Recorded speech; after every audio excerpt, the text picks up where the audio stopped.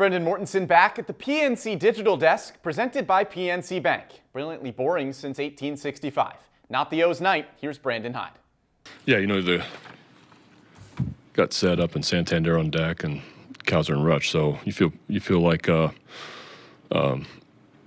guys have come through a lot, and tonight just didn't happen. You mentioned with Gunnar pregame, the look that you share with O'Hearn sometimes. Was that a time when you share a look with the double there? There was that ball was leaned on. Yeah, Gunnar wants to be up in every spot, but especially in big spots, and that was a beautiful piece of hitting. I mean, did it feel like a postseason game with all the tension and the atmosphere and stuff? I just think that it felt like the stakes were high and two teams really fighting to get into the postseason, and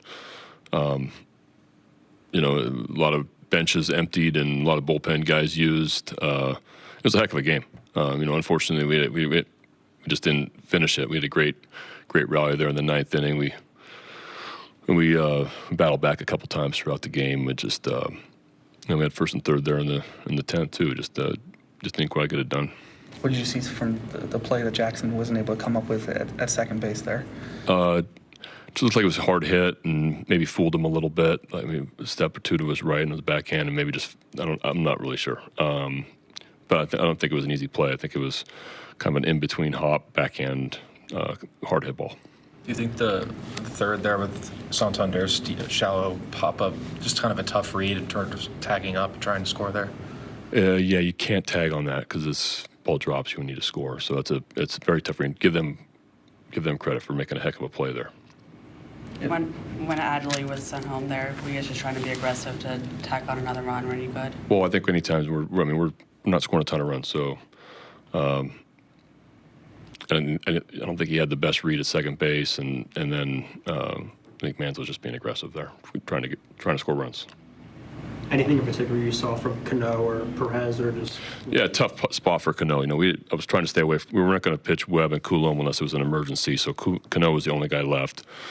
And when you roll, I don't usually put him in those type of situations with all those left-handers, and it just a little bit too much of the plate, the first few hitters early in the count.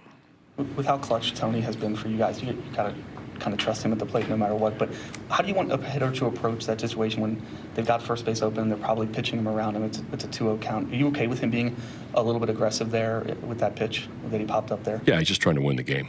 He's trying to win the game, and he's got 43 homers, and he's had a ton of big hits for us. And Said the bat before that, Said's been in that spot before too and come through. So, tonight, it happens. We just didn't come through in that spot.